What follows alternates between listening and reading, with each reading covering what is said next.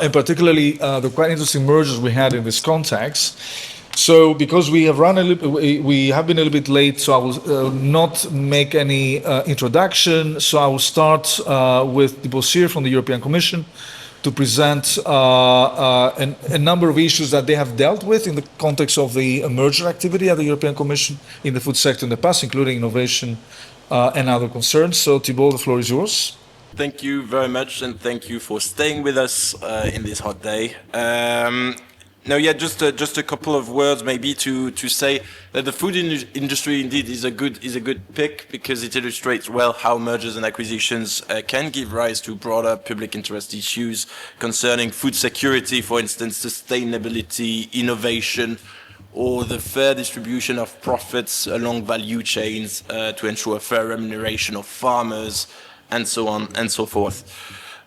Merger control, however, as Andreas said earlier, and Daniele as well, focuses on market power, and these broader public interest issues in and of themselves are not so relevant as such under the merger regulation.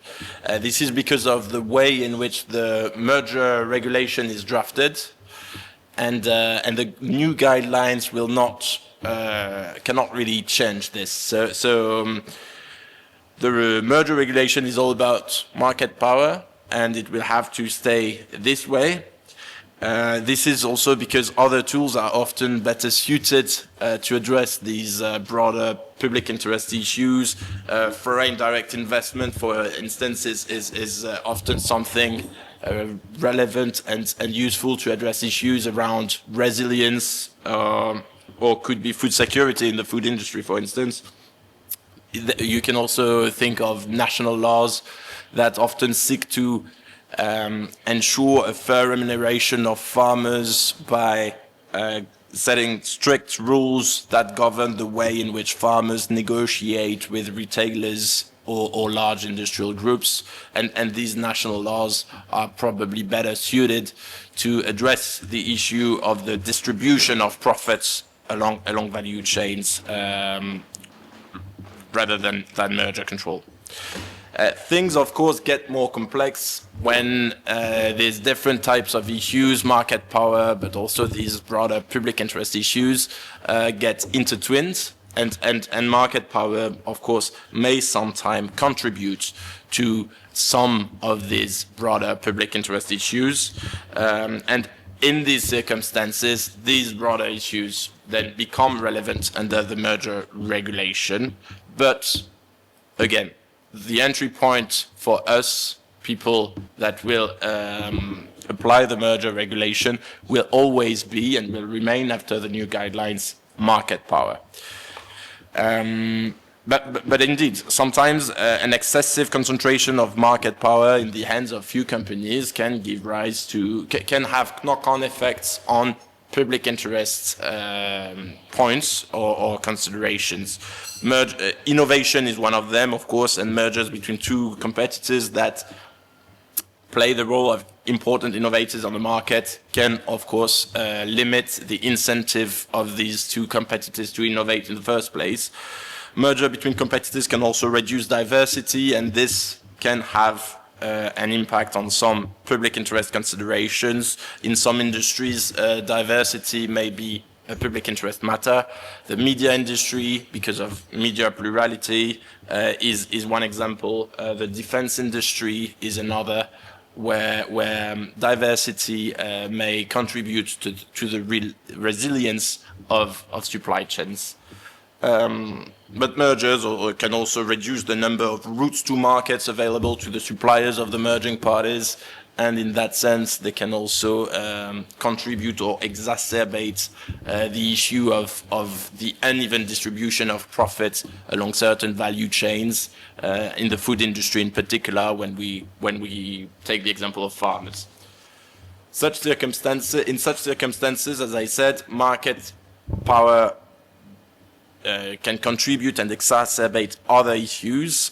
Market power remains the entry point, but these different examples show how important this is in these cases where market power contribute to other issues of public interest, how important this is to then properly measure and assess market power in these cases.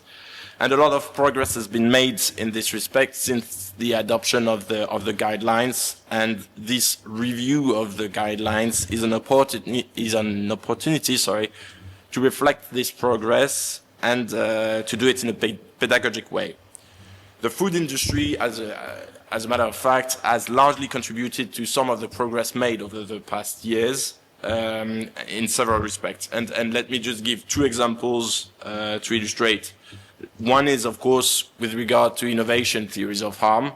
One of the very first cases where we looked into this was Dow DuPont in the agrochemical sector, and shortly afterwards then in Bayer Monsanto, where we explained and for the first time really articulated a theory of harm around the impact that these mergers could have on the incentive of the parties to innovate in the first place. Since then, this has become quite standard to look into innovation theories of harm, and in the food industry in particular. And I can see another case from 23. This one concerns table grapes. It's Equity AM Fresh SNFL IFG. Sorry for the long name, but in this case, for instance, concerning table grapes, again, we made use of the framework that was set out in Dow DuPont and Bayer Monsanto. We looked into the effect of this transaction on the incentive of the companies to innovate, on the merging parties to innovate, and we ultimately ruled out any concerns in this respect, considering that this transaction was not problematic and this transaction was unconditionally cleared. It just shows how the food industry, in this instance, has given us opportunities to develop and refine our understanding of some of these relatively new theories of harm. Another example concerns the strengthening of buyer power, and this is a point that Andreas mentioned earlier. As he explained, this theory of harm is something that was already mentioned in that is mentioned in the current guidelines, paragraphs 61, 64. But since then, we've intervened in only a few cases, and most of them being in the food industry. One of them, for instance, where we intervened on the basis of a strengthening of buyer power, was Friesland-Campina in 2008. And the Commission's decision-making practice in this respect shows that these cases are not always straightforward, and a recent illustration of this, again, is in the food industry and concerns the Bungi Viterra case, which was with our unit as well. I wasn't part of the case team, and the decision is not public, so without disclosing any confidential information on this specific transaction, what I can say is that we intervened in Bungi Viterra. This is a conditional phase 1 clearance, and we did so on the basis of a number of things, one of them being a strengthening of buyer power. The Commission expressed serious doubts, to get into the detail. The serious doubts were concerned the position of the parties, that the parties would have had for oilseed processing in Eastern Europe. And it turned out that this transaction would have combined most of the oilseed processing capacity available in Eastern Europe, which could have had potential negative effects for customers, of course, but also for farmers. And this shows how such theories of harm can be relevant in the food industry. What was difficult in this case is how to properly measure and assess the market power at each level of the chain that the new entity would have had. And this is because each of these two companies, Bungi and Viterra, were largely integrated. And so when looking at their market shares or their purchasing shares at each level of the chain, it was not necessarily obvious.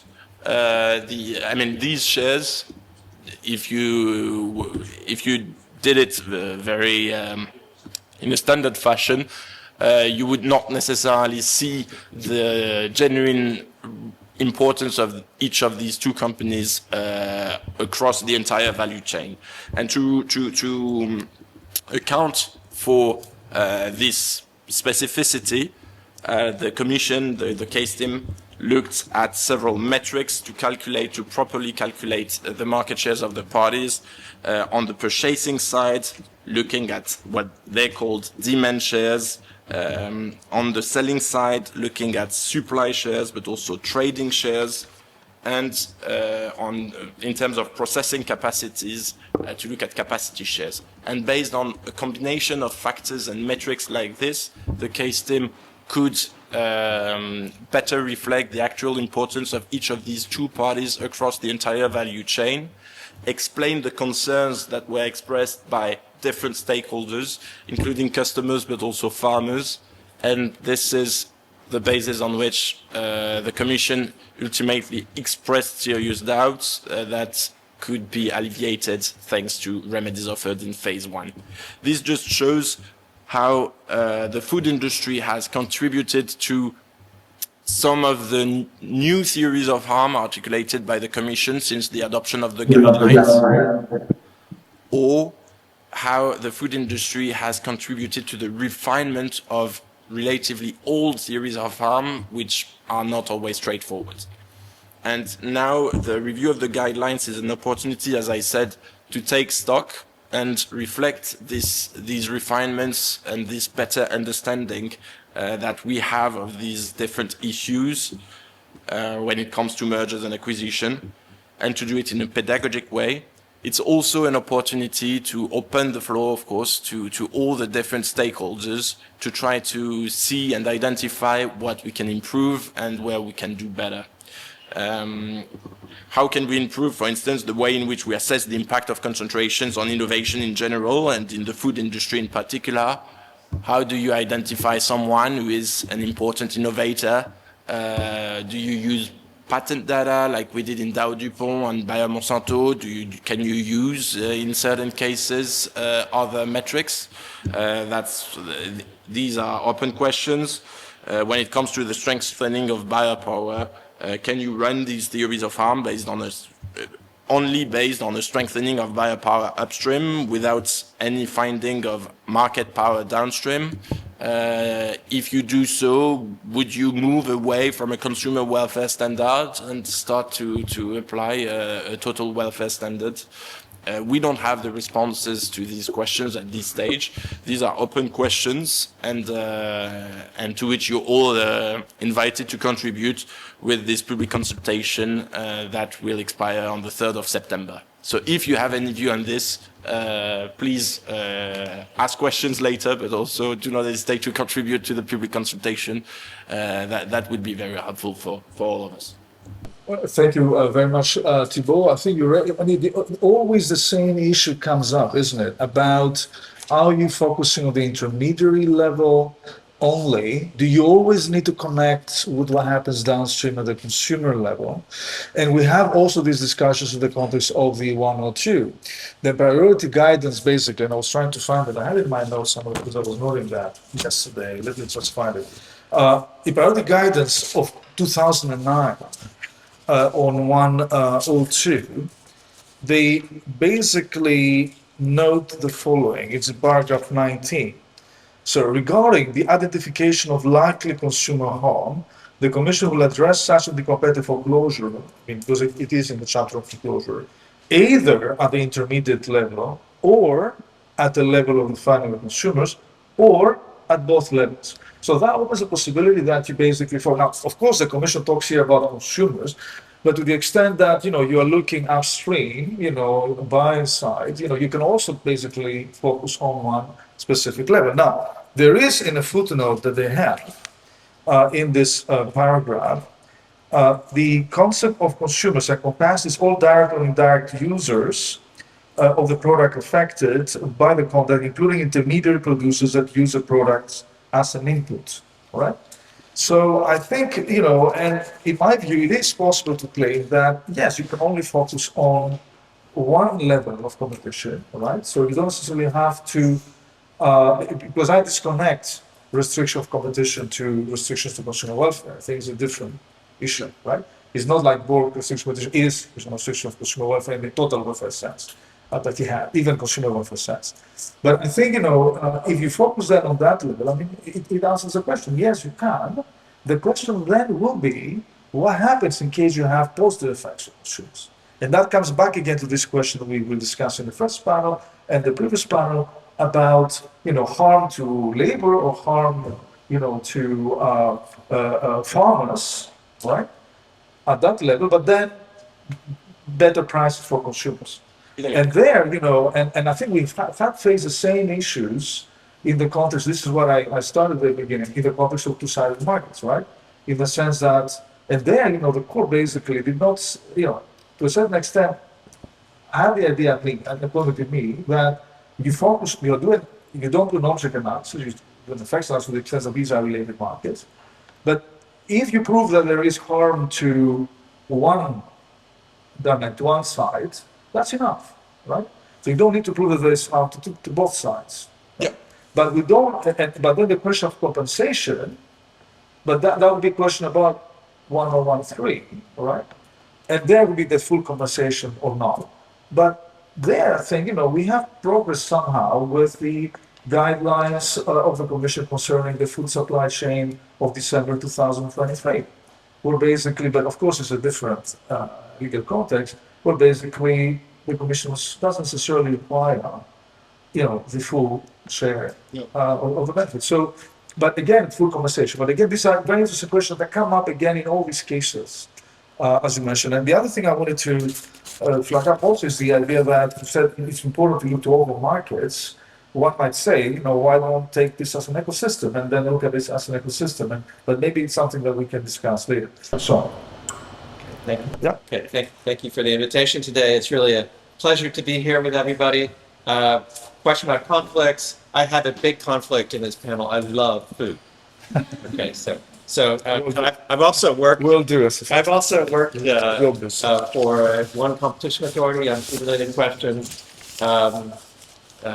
recently, and written a paper for the OECD about competition in the food supply chain, which talks about each step of the food supply chain, cartels, mergers, abuse, findings that have occurred in each step, and also monopsony related questions there. So just wanted to make a plug for that now in case you want to go into more detail of some of the things I say. With respect to the food supply chain mergers, I really, it's true that for the horizontal mergers, you can look at each step of the chain, and there have been cases at each step of the chain that have found problems, even whether it's at the supply to farmers level, the purchasing from farmers level, or further on down. It's pretty rare there have been cases against farmers on horizontal mergers. That's the one area where there's just not much, but there have been cases about cooperatives and things like that. So that's pretty similar, I think. And the food supply chain is related to the labor discussion in the consultation, and so I just want to come back a little bit to the prior panel, and note that one of the largest mergers ever to consider monopsony behavior was just in the last 2 years in the U.S. It was the Albertsons Kroger's merger, and I just want to make sure that's in the record. It's having been mentioned. And so quite an interesting expansion from the South African public interest test and looking at workers to also the U.S. agencies doing that. And so also farmers have often been alleged to suffer from market power, and the curious thing is there's mixed empirical evidence about this, and so it's probably true that it happens sometimes in some countries, maybe for some products, but it's not likely to be universal. But there is a weird thing that happens with farmers that's worth recognizing.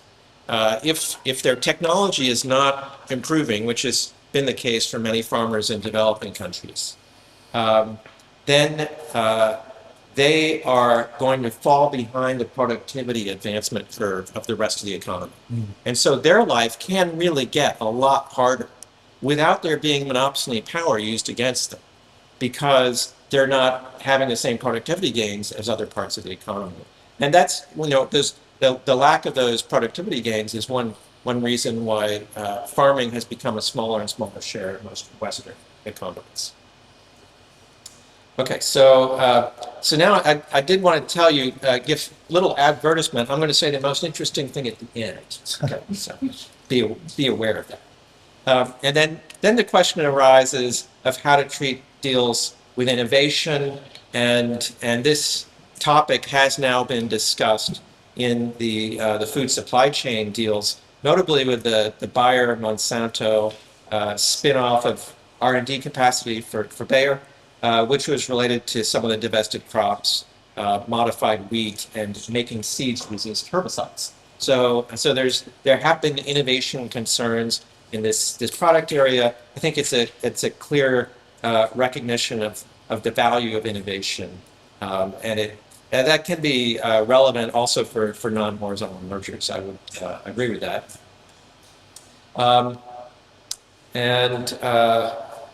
If you think about it, you could have these vertical mergers as well, where you might have, say, one firm with very strong computing capacities and another one with a lot of deep knowledge about biotech, and a combination that could be relatively unique. One could imagine that, but it's very rare, I think, to have seen some of these vertical claims.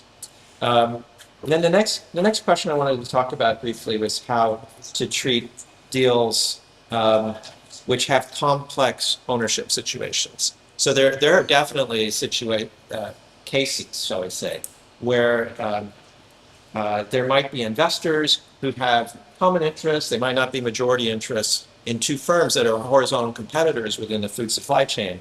And there's a very real question of how to treat these minority shareholdings, and whether some of the arguments that have been used with respect to large shareholders, investors, investment companies, might also apply in these sorts of cases.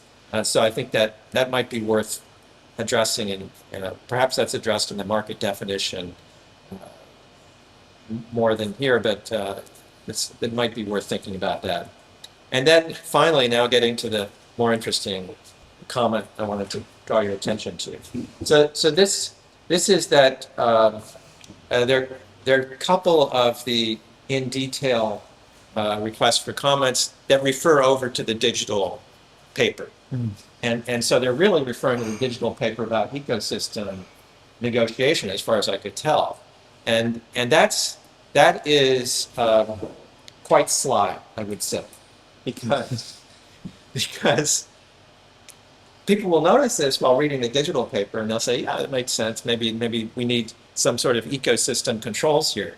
But actually, the proposals, as they are written now, seem to be allowing for ecosystem application across all sorts of sectors.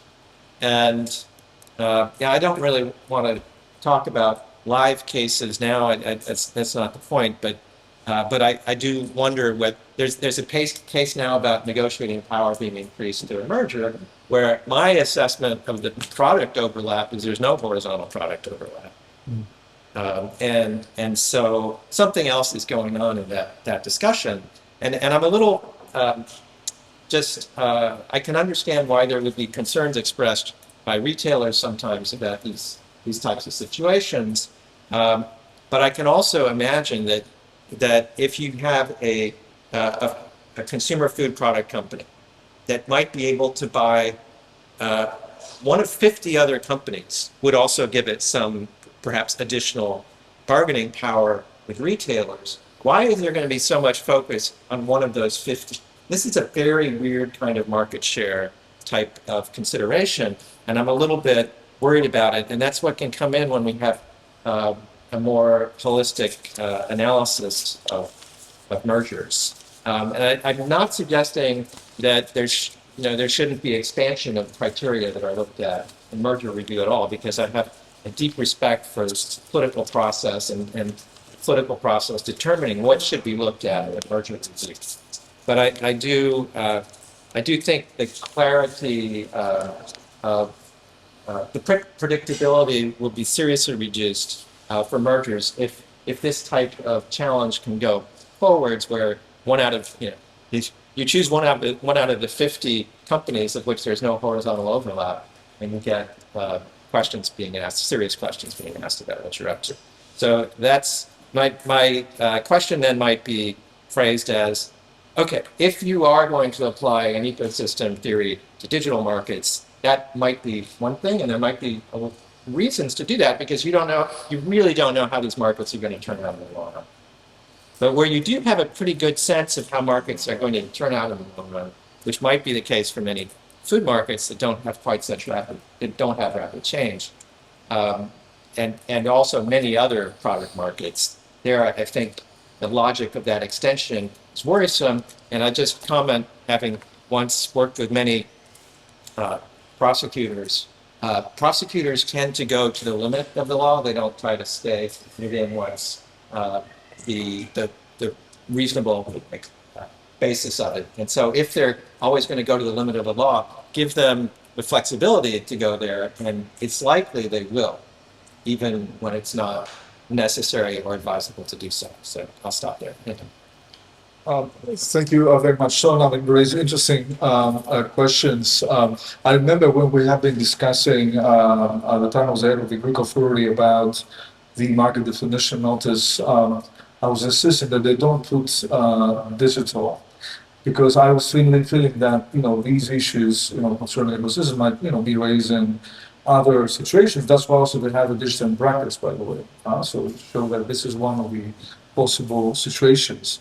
The second thing is that I think that definitely in some of the cases you have this tipping issue and network effects, and I think right now even in agri-tech markets you might have this happening as well. I remember the Bayer Monsanto case, or the case, particularly the Bayer Monsanto discussion was also about the one-stop shop platform to the farmers, how basically we'll be able to bundle. So it was still a theory of bundling, conglomerate type of merger. But at the time, we were not that knowledgeable about ecosystemic theories of harm. I'm still, interested to see how this might evolve. And of course, I can't, say much about this. We have a Greek Intravelli case, of course, which we have a ecosystemic theory of harm on the basis of some form of leveraging, of consumer inertia plus brands. How this could look in the context like agri-tech or agri-finance, and how financialization, might be an issue in this context. I mean, these are obviously, things that we don't know. But certainly, I think it's an interesting point to make. And of course, I guess the other issue is, and this is exactly the same thing about labor. Are we only focusing in this issue of monopsony, where you have some output restriction coming up because of the markdown of the wage, right? Or are you basically also interested in bargaining models where the importance is the shift of the surplus from the in the context of labor, from labor to the firm, right? And here could be from the farmer to the firm. Is it something that could be of concern? That would be distributive implication that eventually, one might not necessarily, they have, an economic efficiency perspective, not necessarily challenge, but someone that has, even a distributive justice perspective, erosion perspective, they will challenge, because this is the least advantage, people say. So I think these quite interesting topics. You want to say something? Yeah. Sorry, just one quirky point. There were proposals in the United States that doctors would be able to form groups of up to 30% of all doctors in a given specialty. And it's interesting that we haven't had proposals like that for farmers, but I could see definitely those making some sense. I think, the area of agriculture offers a lot of opportunities because it's the only area, as far as I know, where the treaty provides possibility to adjust competition rules under Article 39, if I remember well. So that provides more freedom to do things at that context than in other areas. But let's try now with Jennifer. And I do hope, Jennifer, you can hear us, and then we can hear you. So let's try Can you unmute? Can you please say a few words and see if that works? So, Jonas asked me to speak a bit more broadly. I'm not a lawyer, although I'm law curious, and I'm a political scientist and political economist, so I work more at the global level and a broad picture of power in this relationship to consolidation. But I recognize this obviously matters for what you're talking about today when we talk about merger guidelines and et cetera. Though my comments are going to be less in the weeds of specific merger cases and more of the big picture in food systems. Okay, switch this. So we know that consolidation in the global food system is quite pronounced, and the top share of the share of the market of the top four, three to four firms typically is quite concentrated, often over 40%. So sort of passing that threshold of moderately concentrated, and in many cases over 60%. So we know crossing the threshold of more concentrated. And because we don't have full market data for all markets at the global scale, it's really hard to do HHI numbers, but in terms of the CR numbers, we can see it is quite concentrated across agricultural inputs, all the way through processing, trade, and even we'll see in a minute at the retail level. I just wanted to make the point that this concentration in the food system has intensified in recent decades, but it's certainly not a new phenomenon. I just completed a book on the corporate concentration in the input sector, and in the early 20th century, the concentration of the top machinery companies was even more pronounced than it is today. So there's something about the agri-food system that makes it more prone to concentration, which I think is a really interesting question. And when we look at the national and subnational level, we often see concentration is even more pronounced. So just to give an example from a 6-year-old OECD report, which had data from 2016, but it indicated that in over 15 countries, that the market share of the top four maize seed companies was over 80%. And so in many countries, we see this high concentration in specific products in specific markets, but also all through the whole food supply chain. So retail, for example, in Canada, 5 firms control 80% of the market. That's also super concentrated in Australia and in other markets as well. But beef processing, that's another big one in Canada. It's something like 2 companies controlling over 90% of the market. So very, very concentrated across all regions of the world and across different parts of the food supply chain. And different scales. So it's important to remember that concentration is really happening everywhere. It's not obviously as high for every product, but for a significant number of products, it's pretty high. And obviously, as you've been talking about, that mergers and acquisitions are how we get to those high levels of concentration. I just put together here on this slide some of the bigger mergers and acquisitions in the agri-food system over the last decade and a half or so. But these are just big ones. And it's important to emphasize that it's not always size that matters so much. These mergers and acquisitions are going on all the time. And often it's purchasing of smaller startup companies that the big companies are doing with their sort of venture capital, et cetera. But we do hear in the news, obviously, the big cases like the Bunge Viterra or the Kroger Albertsons merger that was just mentioned a few minutes ago, the Bayer Monsanto merger, Dow DuPont, et cetera. So just a constant march of these mergers and acquisitions going on. So it's feeding and continuing that process of concentration that we need to be aware of. And so why is this happening? I mean, in my work, I've been looking at some of the big drivers that are causing this constant march of concentration and acquisitions and mergers. And one of those is obviously financial pressures, shareholder pressures, as well as the process of financialization in the global economy. So as the economy becomes more linked to and attuned to financial happenings and institutions, we see more and more financial pressure on firms. So we see investors pressuring firms to cut costs, to expand market share, to consolidate research and development activities and cut costs. At the same time, we're actually seeing this growing institutional investment by asset management companies, for example, where we see these large asset management firms like BlackRock, Vanguard, State Street, and Capital Group owning a growing share of all the firms across the sector. So I've just put a few on this slide here from the most recent data I had access to. But if you look at look at the share ownership by institutional investors across all of the big firms in the sector, all the way from inputs to consumer packaged goods, you see that a significant proportion of these firms is actually owned by a small number of asset management companies. And there's really interesting research showing that as we've got this kind of concentration on top of concentration, because those asset management companies are also concentrated, it can lead to more and more pressure toward mergers and acquisitions, as well as more intensified effects of concentration. So this is one of the big factors driving. Another big factor driving is it's simply technological change. So as we're seeing, for example, in the agricultural input sector, there's more purchase right now going on among all the big firms of the digital and biological startups. They're swallowing up these startup firms and getting bigger and bigger. But we're also seeing technological change driving mergers and acquisitions in other sectors. So, for example, the big meat companies are buying alternative protein firms, or when Amazon bought Whole Foods, and this was sort of merging the online and physical retail. So this kind of digital technological change, as well as genomic change, is leading to some shifts in the market.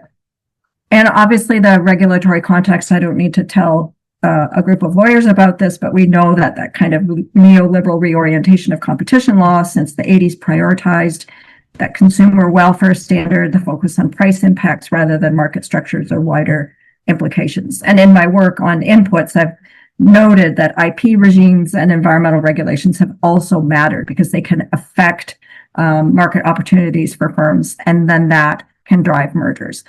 So in my work, I spend a lot of time looking at how, once firms get big through these mergers and acquisitions, they gain access to different kinds of power. And the previous speakers were talking about market power, which is the power to shape markets. But I argue we have to look at other kinds of power that matter as well, such as the power to shape the material aspects of food systems, like the everyday, what food systems look like, and also the power of these firms to shape policy and governance. And I just going to share a slide from a recent publication that came out a few weeks ago.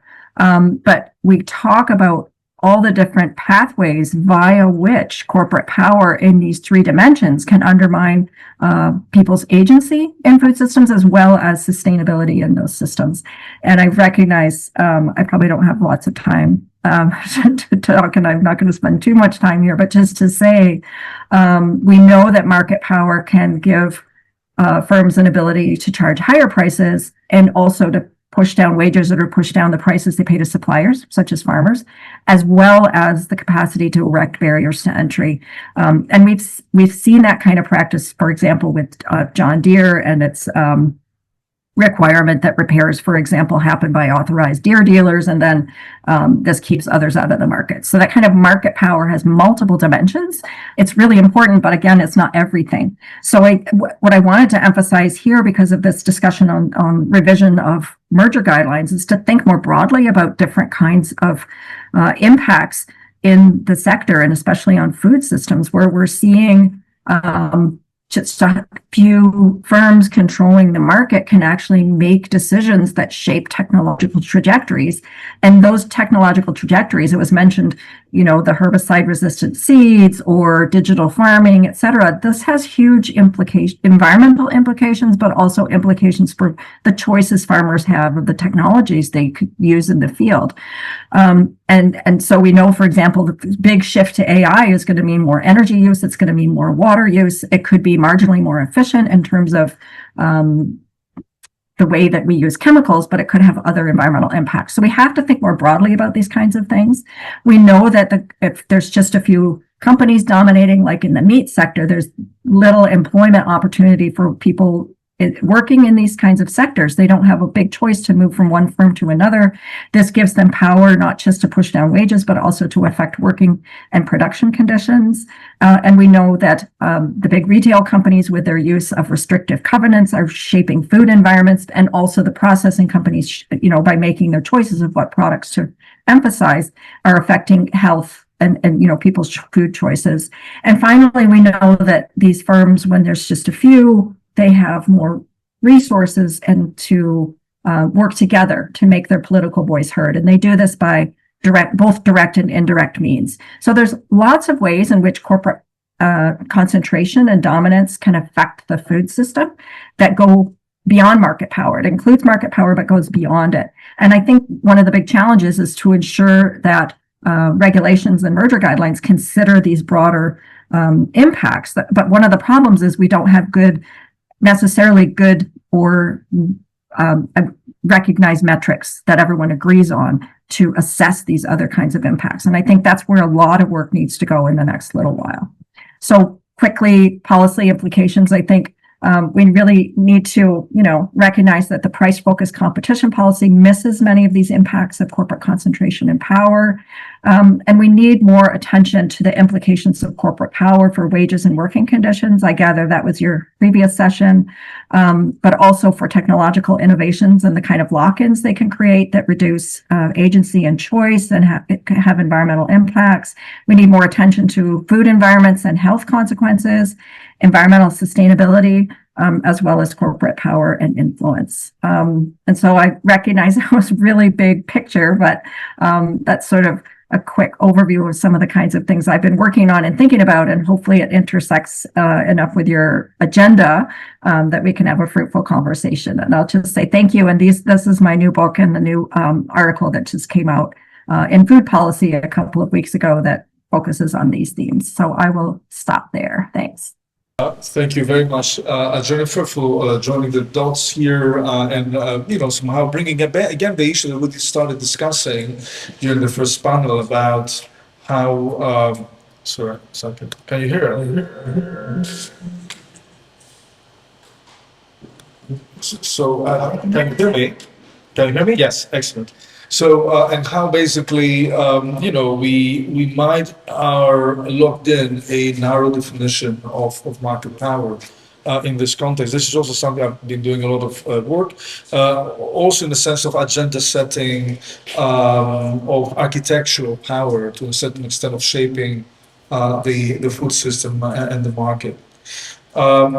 So let me now turn to Uli, who I guess comes from that kind of broader power-focused tradition to share his views. So Uli, you presented yourself earlier, so the floor is yours. I don't know if you can use this mic so that eventually Jennifer can hear you.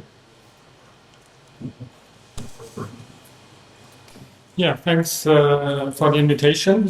Great to be here, even on the long, hot day. And I think it's good for me to start, Dr. Jennifer, because I think that kind of builds part of the ground that I was wanting to make anyway. I think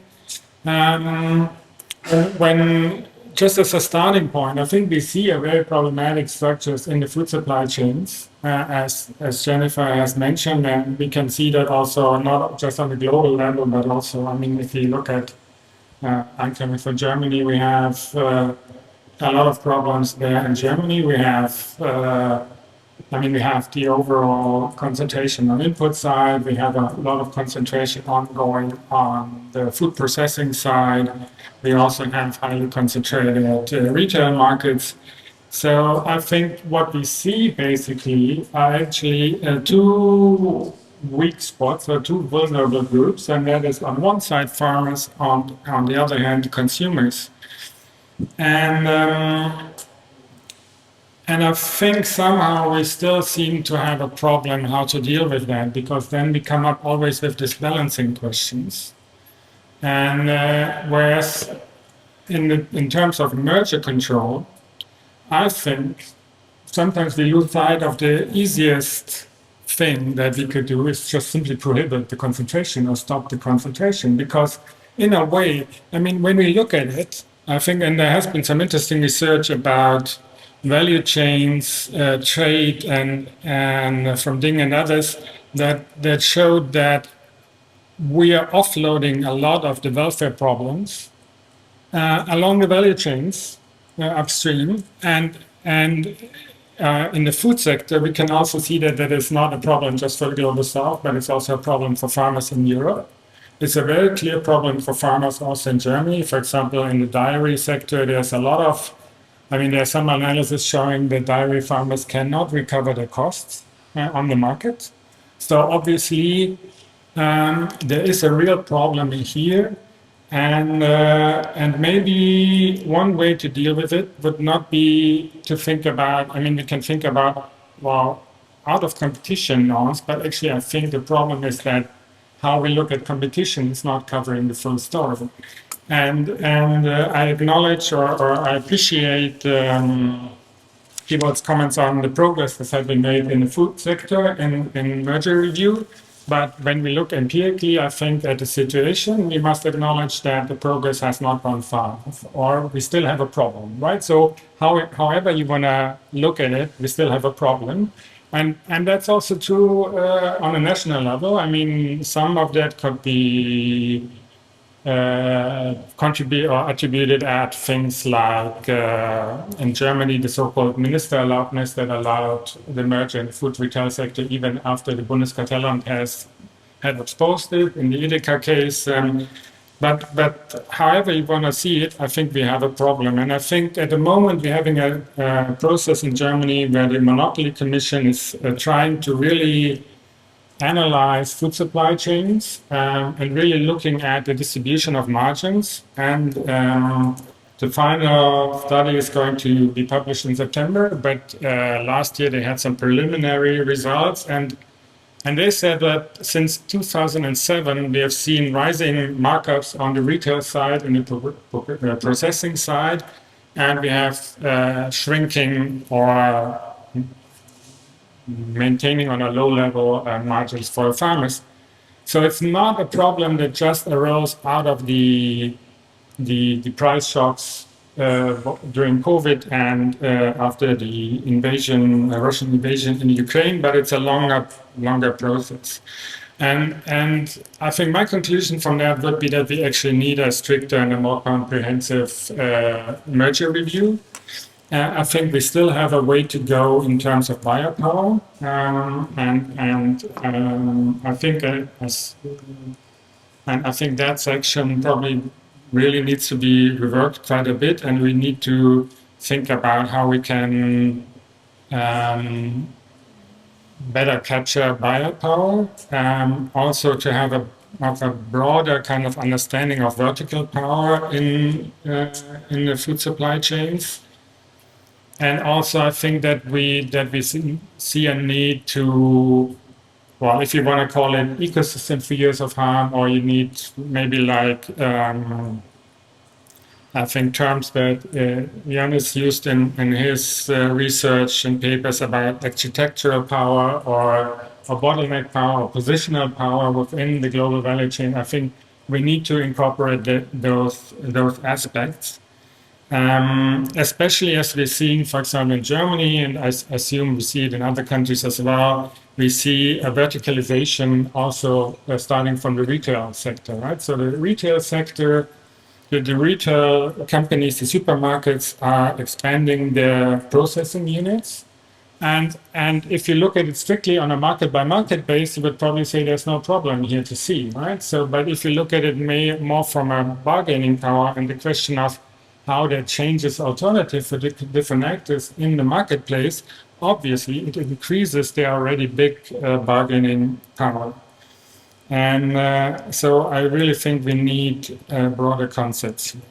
Then I also acknowledge that we have problems with metrics and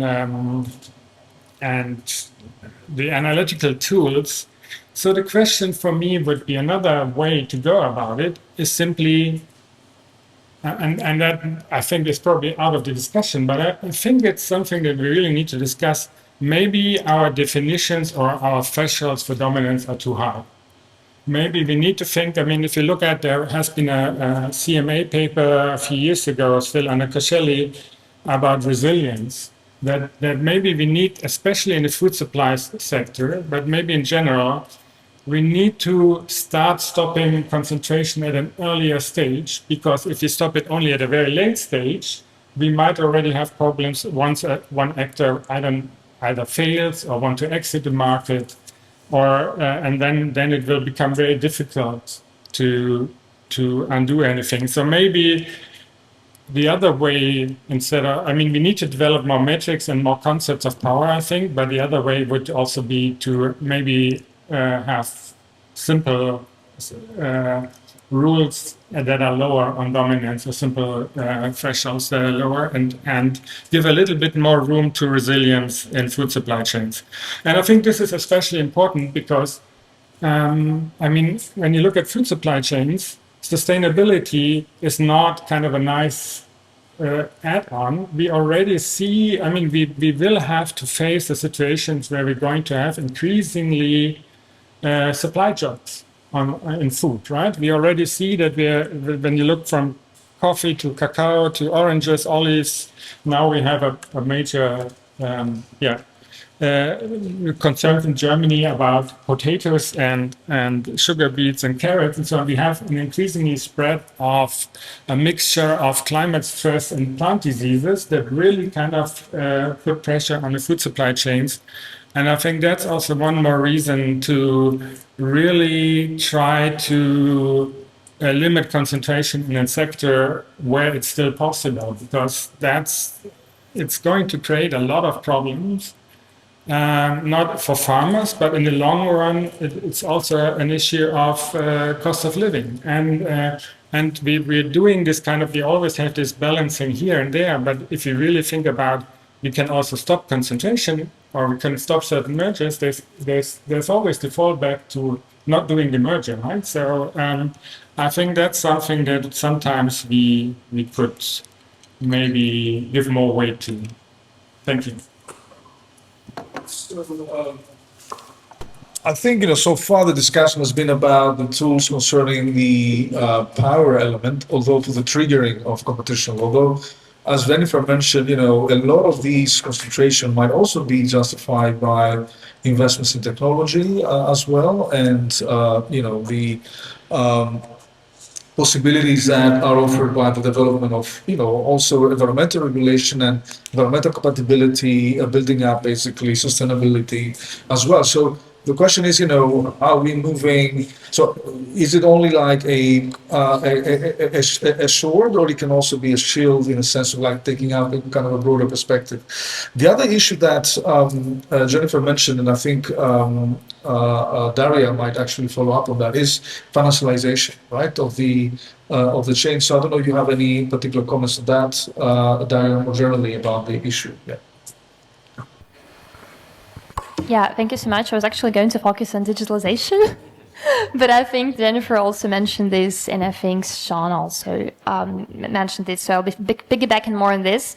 And the talking points are mostly that I have now today are mostly problem setting in nature, and they follow from a research project that I'm working on as part of my PhD. So don't ask me too many questions on solutions. I'll have them in 3 years, hopefully. So the central message that I want to talk about today is that I think that it seems that currently we approach when we look at the food system, we approach the same situation that Jennifer describes in her great book on the titans of industrial agriculture, but we can speak now confidently about titans of digital agriculture. And we can trace their evolution and their right interlinkage also with the financial capital, because whatever is happening now in the food system and the food value chain in terms of technologization is, of course, would not be possible without the absolutely privileged and exclusive access of these companies to financial markets, especially if we think about commodity traders. Bunge Vitera come in handy here. So we don't really have much of merger material, I think, when it comes to digitalization of agri-food value chains. While we do have the example of Bayer Monsanto, where more or less great analysis was done of the then emerging technologies in precision agriculture.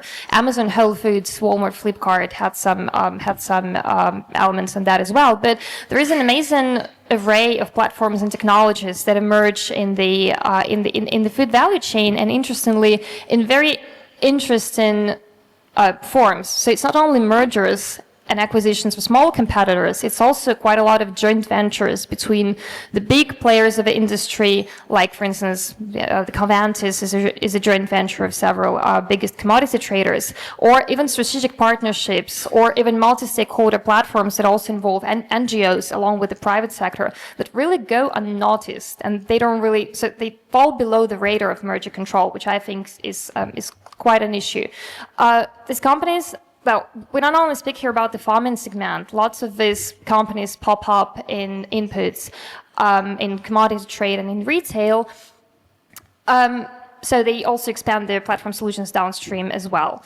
So there's some distinctive features that are worth exploring here, I think, is it is harder for these new platform-based solutions to win the market because you already have an oligopolistic structure. But what is interesting is that these digital platforms and ecosystems that emerge in the value chain can actually replicate the existing oligopolistic patterns and power types that we are still not sure how to measure, as we already see in this panel. Another interesting thing is that if you look at the value chain and what's happening there in terms of digitalization, you would see that the companies themselves, input providers or commodity traders, for instance, they don't really own the infrastructure that sort of underlies the value chain, the digital infrastructure. It has been provided by literally a handful of companies. We all know them. Microsoft with its Azure solutions. Microsoft is actually one of the biggest investors and asset holders when it comes to agriculture and food. AWS Cloud by Amazon, etc. So it's also interesting how do they use their leverage to expand from so-called consumer digital markets and digital technology markets into the markets there they have previously never been active.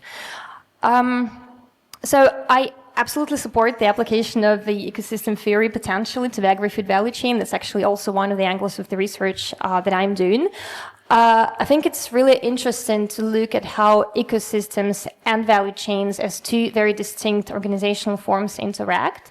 Also, given that both of them have a network nature, literally. So you have, for instance, in a more linear value chain and ecosystem emerging, what does it do to the power, to the existing power and governance structures in the value chain? I think that is also quite important for merger control because I think it disrupts the market definition quite greatly. So the question of power that emerges from value chain digitalization in food is just a completely enigmatic question for me, and I don't think we have much to say here yet as competition lawyers. There is a great paper by Mark Dallas and the GVC people on the typology of power in global value chains. It really steps beyond just, bargaining power and just economic concepts of power. It acknowledges the outside sources of power, like constitutive and demonstrative power, but it doesn't really factor in digitalization. So I just hypothesize that given the what we see now in ecosystems, in ecosystem-based markets, disruptions to the value chain and the power concepts that emerge can be really critical.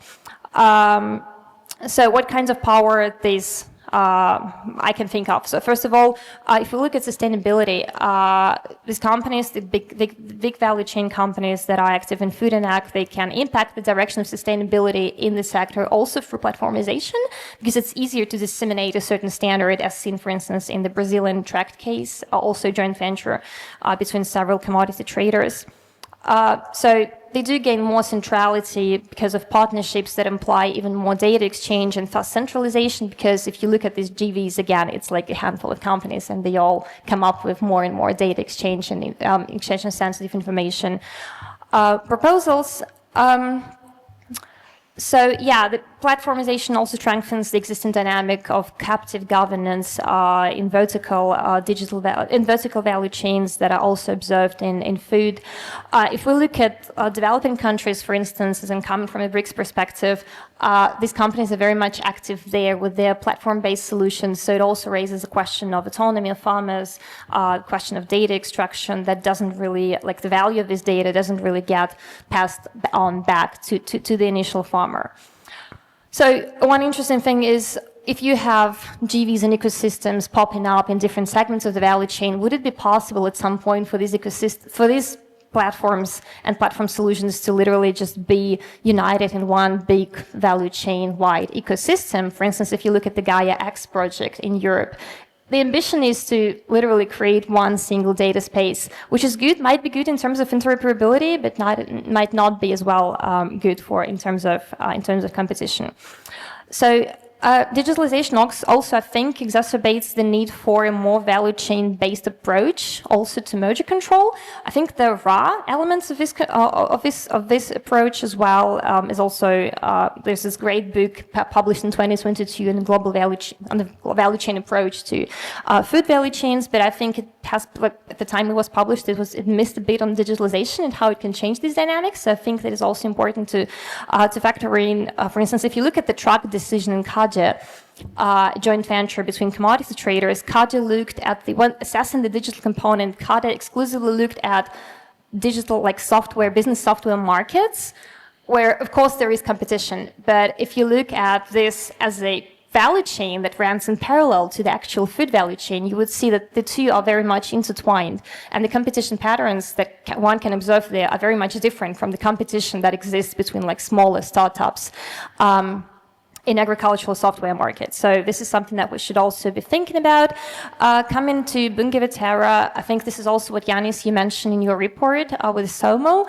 The traders are not only connected through Covantis, which is quite a questionable joint venture in itself, but they also have their proprietary business ecosystems and platforms that can also, participate in the data exchange, right? So that's also a question perhaps for the future for competition regulators to not only look at, like if you have agri-food companies, well, yeah, they are active in the agri-food value chain, but again, they're also active in the digital agri-food value chain.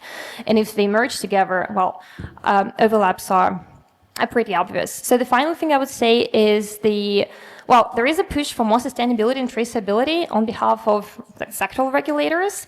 The famous CSDDD and corporate sustainability reporting directives in the European Union, a couple of laws in the national jurisdictions in the EU. This is important, and even given their scaling back now under the Omnibus Act, still the amount, like the degree of tracing that is now used by in the agri-food value chain through digital platforms and through more datafication is huge, and I don't think it can be reverted at this point. So does competition law have anything to say on this push for more due diligence that comes at the expense of greater and greater centralization? So the very last point is, I think when we think about sustainability, also in merger control, but in competition law in general, we do have to remember that this is a much more broader and more complex concept than just environmental sustainability. If you look at sustainability as a complex system in itself, it comprises 3 dimensions, and I think digitalization should be also factored in the analysis of whatever sustainability processes that are now happening in the industry. Thank you. Thank you very much, Daria. Also to remind us that, sustainability is quite broad. I mean, we can think of these cases in Germany or Belgium or even the CMA concerning the living wages in the banana sector, which were basically, a sustainability case, but at the same time a labor kind of social sustainability issue, which shows that these two concepts sometimes are very related. So we heard from Daria was at the beginning of your PhD journey. Now it's time to hear from someone who has actually accomplished the PhD journey and defended an excellent PhD a few months earlier at KU 11. He's also a practicing lawyer with a major law firm in the Netherlands. So Tom Verdonk, I think you'll be focusing mostly on innovation. Yeah. Is that right? Yes, in this area. All right, thank you very much. Yeah, we'll be focusing mostly on innovation, but also the intersection between competition, innovation, and intellectual property rights. And because of that focus, I'll also focus mostly on the recent mergers in the agricultural input industry. So really the upper segment of the agri-food supply chain, and most prominently Dow DuPont and Bayer's acquisition of Monsanto.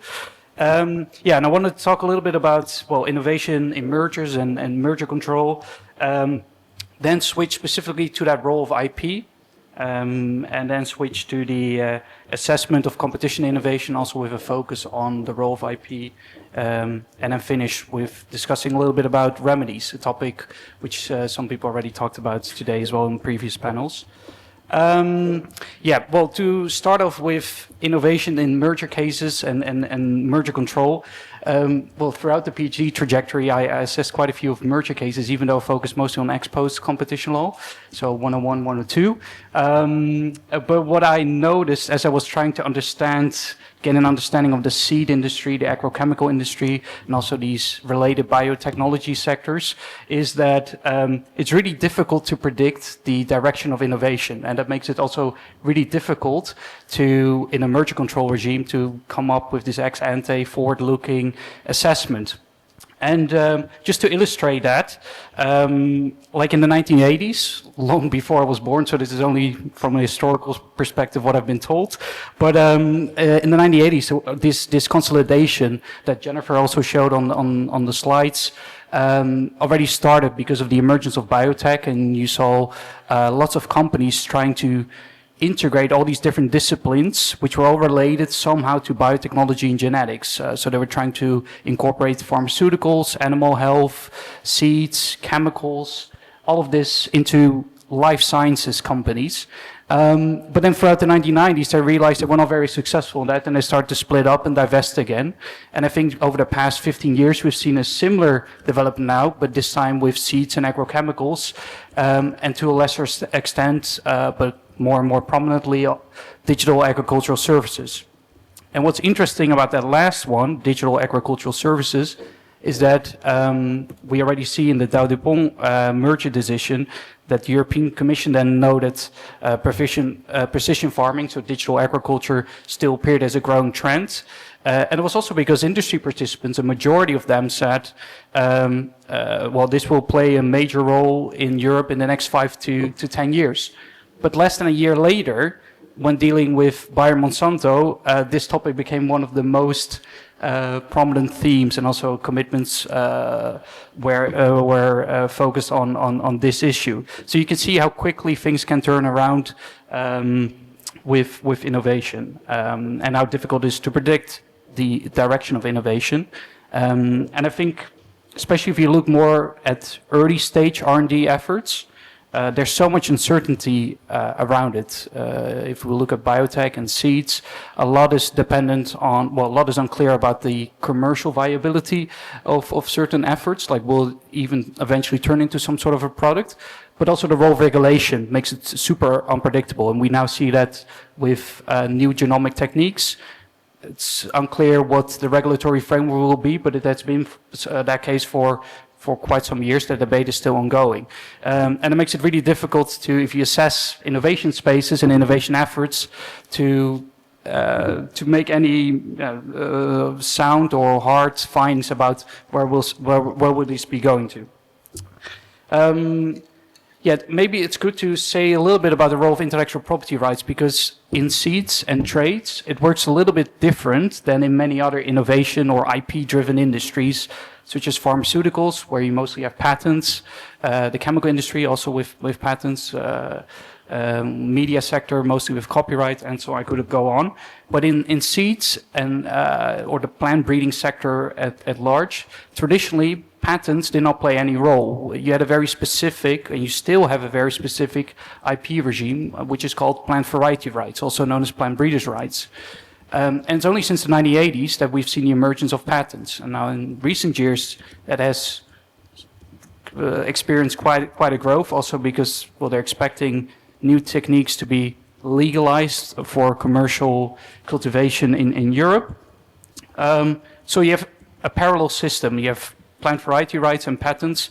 And in Europe, it's strictly regulated, but Europe is sort of an outsider in this because in North America, South America, generally patent regimes are much more permissive to plant-related innovations.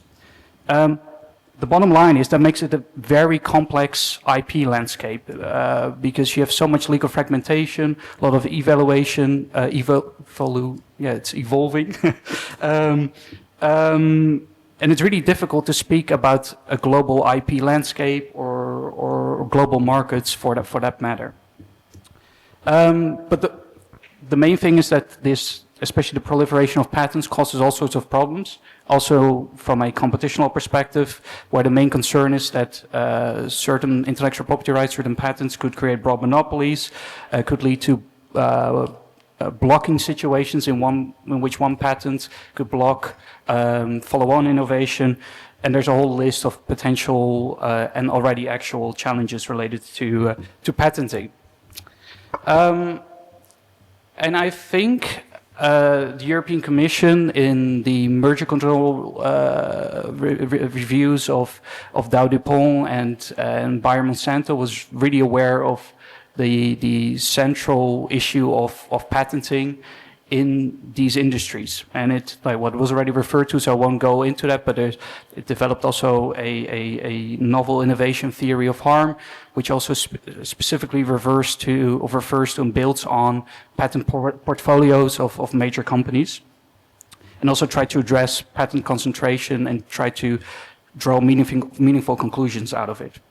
And one thing which I wanted to specifically focus on in the context of assessing innovation spaces and innovation competition is relying on patent analysis, patent analysis, which was a central tool that the European Commission relied on to assess technological strengths of the firms involved. It was not the only tool, and fortunately it wasn't. It also used more qualitative tools to assess technological strengths and to draw some meaningful conclusions about positions and also close innovation rivalry between the companies involved. But it was a prominent tool. And so the patents data analysis, what it essentially is it's a patent citation approach. So it looks to the patents of the merging companies involved, whether they refer to each other's patent portfolios. In other words, whether it's building on previous innovations that have been patented. And if you see lots of citations, that probably is an indication that the companies involved are close innovators or rivals in the sense of innovation competition. And it kind of makes sense to use this tool in some ways because you don't have market shares. It's really difficult to quantify these positions of the companies in other ways. And just relying on internal documentation or questionnaires is probably not enough. But there are also some warnings, I think, in place when using an analysis like this. And I think it's good to be aware of that as well. Like in general, I think it's good to be aware that patent volume, because in the end, the approach really focuses on the amount of patents involved, isn't really helpful to make conclusions about the technological value of patent portfolios and especially individual patents, because individual patents may pose great commercial value, especially if we're talking about cutting edge innovations in which innovations are being trying to discovered into new areas. Well, there are lots of other reasons why I think you have to be reluctant with a patent data analysis, but I'll get back to that on some other time. I'll just close then with a comment about the remedies. I think both in DowDuPont and Bayer Monsanto, the main remedy was a divestiture in which a single company it was committed that certain business with all the patent portfolios, all the assets, was divested to a single company. Well, I understand that in general the European Commission has a strong preference for structural remedies over non-structural remedies, but this remedy does overlook the fact that it kind of reinforces the pre-merger market structure. It overlooks that other non-incumbents may play an important role as mavericks. And just to illustrate that, there are other solutions for that as well. For example, if the merging entity commits to license its portfolio to others, for example, through industry-wide collaborations, which is very common in standardization approaches. And the reason why I also point that out is because when Bayer acquired Monsanto, Bayer was involved in industry-wide collaborations to license its IP, but as soon as it acquired Monsanto, it left those collaborations and it went back to Monsanto's licensing strategy, which is a bilateral licensing strategy, which works great if you have an amazing patent portfolio, because then you can really play quid pro quo, but it does undermine innovation efforts for the industry in the longer term. And I'll leave it at that in the interest of time. Thank you very much, Tom. And I think you can just keep it, Stavros, because the floor is going to be yours. And I think the challenge you're going to have is to wrap up a little bit of session concerning the focus on innovation and sustainability, drawing on a very recent merger case, the Bunge-Viterra, which I guess, raises quite a number of these issues where, you can, I'll just leave you to continue the story. Yes. Great. Thanks a lot, Johannes, for putting that together and for involving me. And thanks a lot to all of you for staying. One central idea from the outset, I like to think of competition law as a set of concentric circles, right? So we start from the price-related competition, and then we move on to the non-price-related parameters. The goal of the law, protecting effective competition, in my understanding, it's quite thick. So if we shrink the law or we expand the law, as Johannes was saying before, this always involves a valid choice.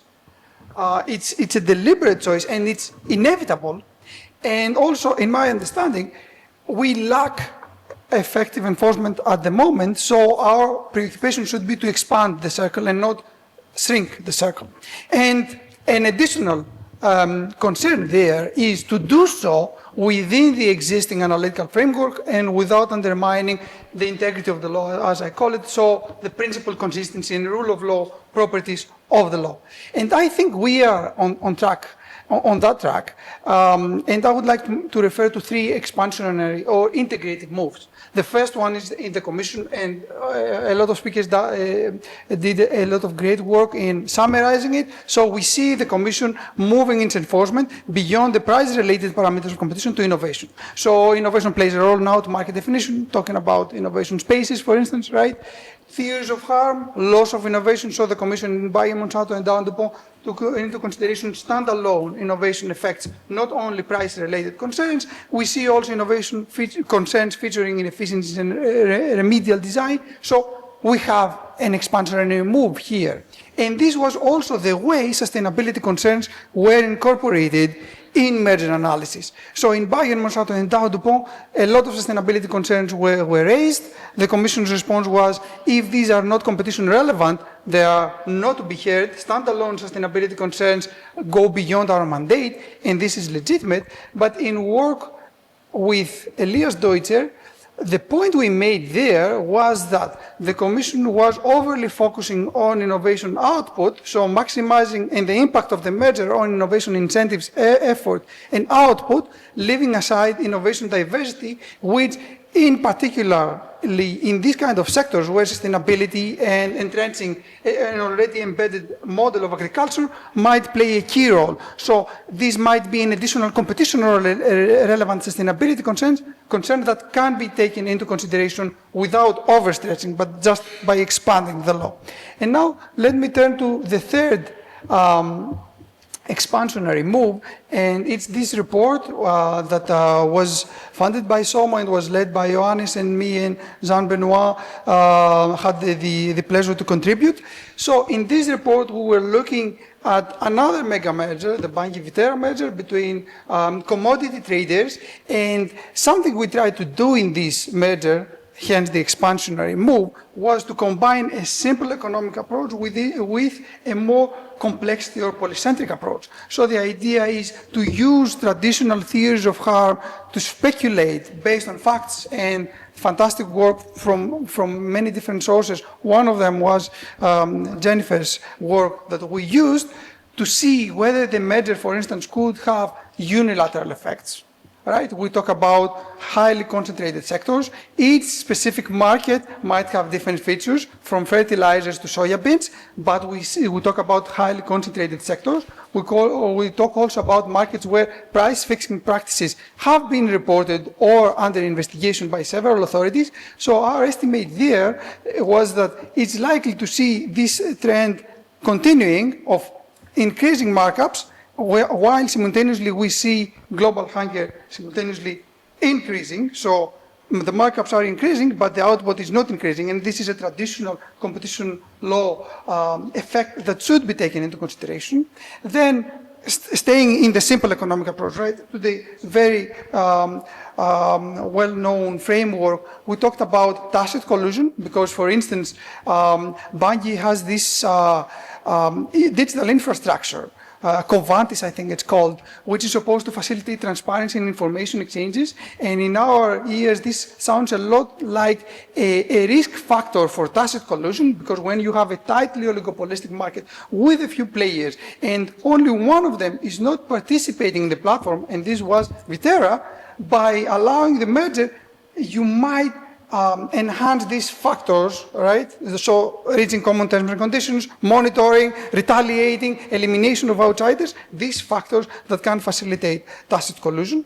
Then we talked about innovation output and innovation diversity, and I think this is a major concern, and very nicely Jennifer points that out, that because of the lack of diversity, for instance, we have heavy reliance across the globe on specific staples, and there are a few players that control them.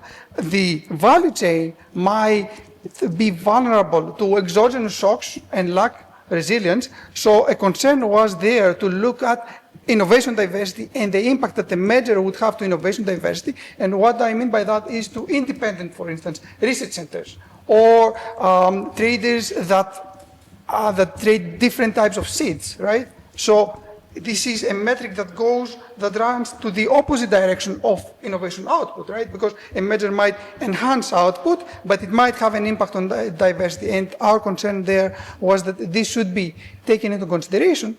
And one more important thing that was combined with our analysis on financialization was ecosystems theories of harm.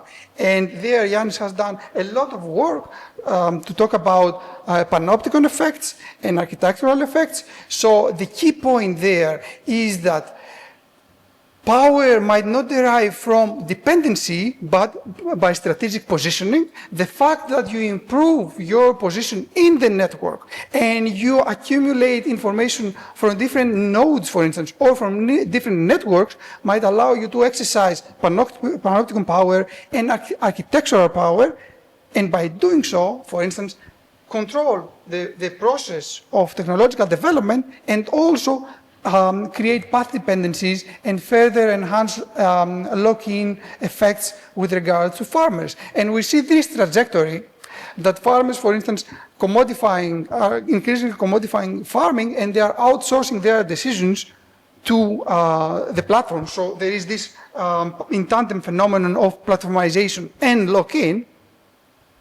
So our idea there was that through ecosystems theories of harm, we could take into consideration food security and food resilience and general sustainability concerns without overstretching the mandate of merger control, which is protecting effective competition. And I will leave it to that. Thank you very much, Stavros. I will abuse if I, just. Is there any burning issue or question you would like to raise to the panel? Yeah. And then maybe, I will just give the floor to, you can indicate who you like to ask. All right, so we can probably take the mic, I guess. This one, eventually, yeah. Thank you. Thank you.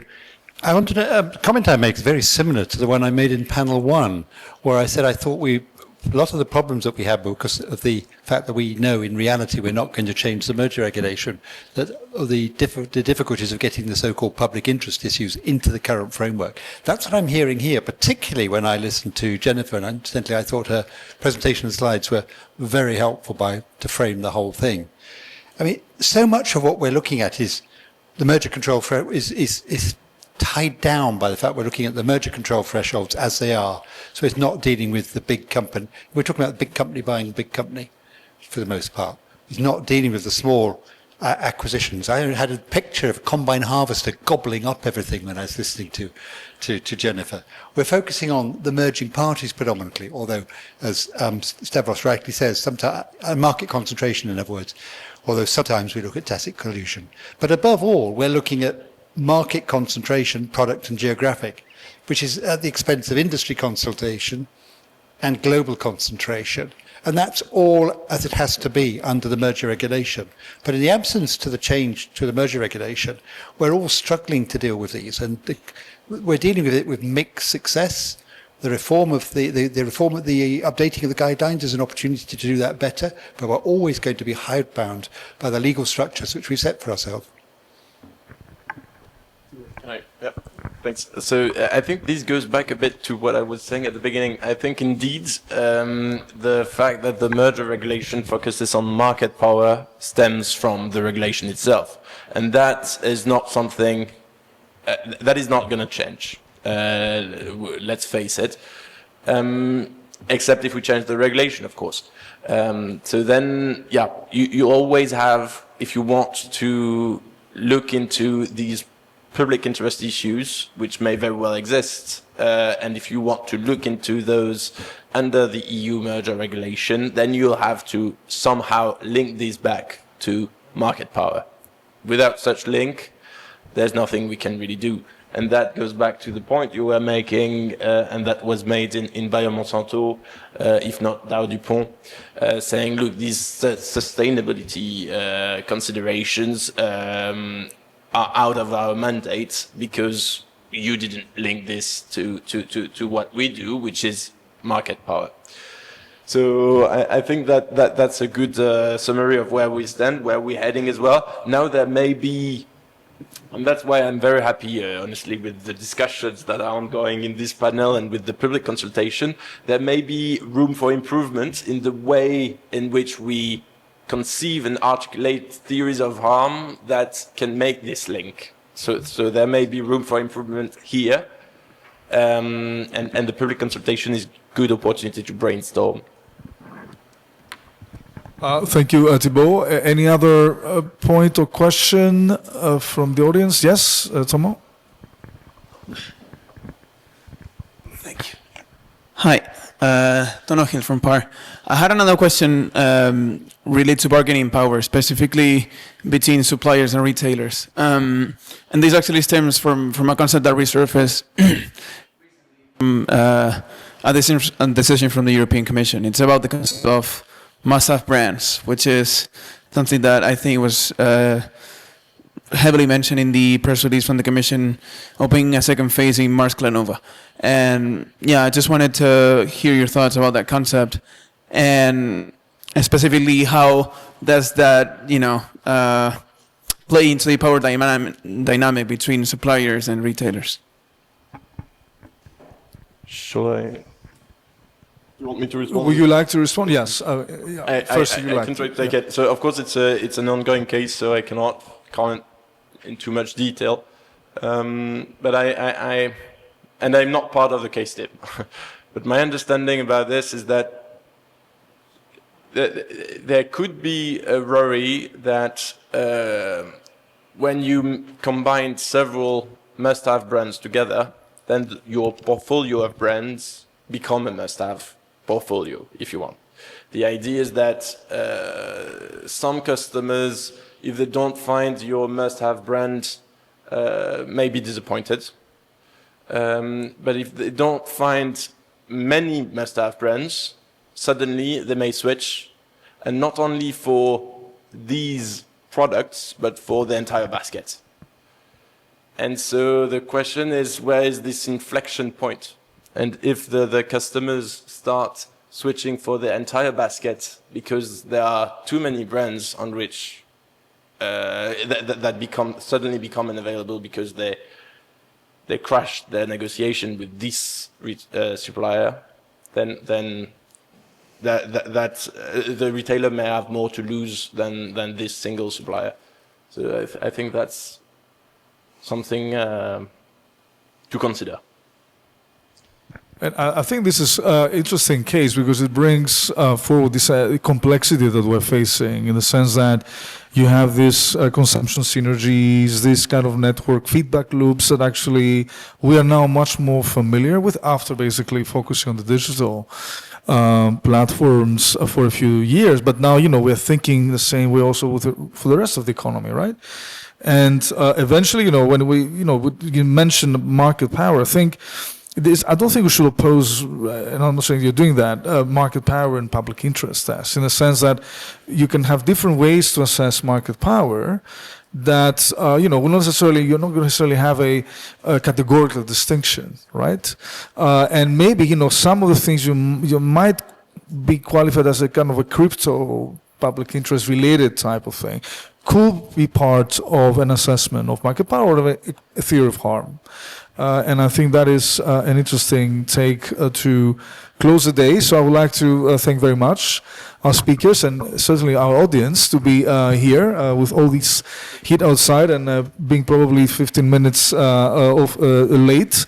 But thank you very much again. And please join me in thanking our speakers with a round of applause. Thank you very much again.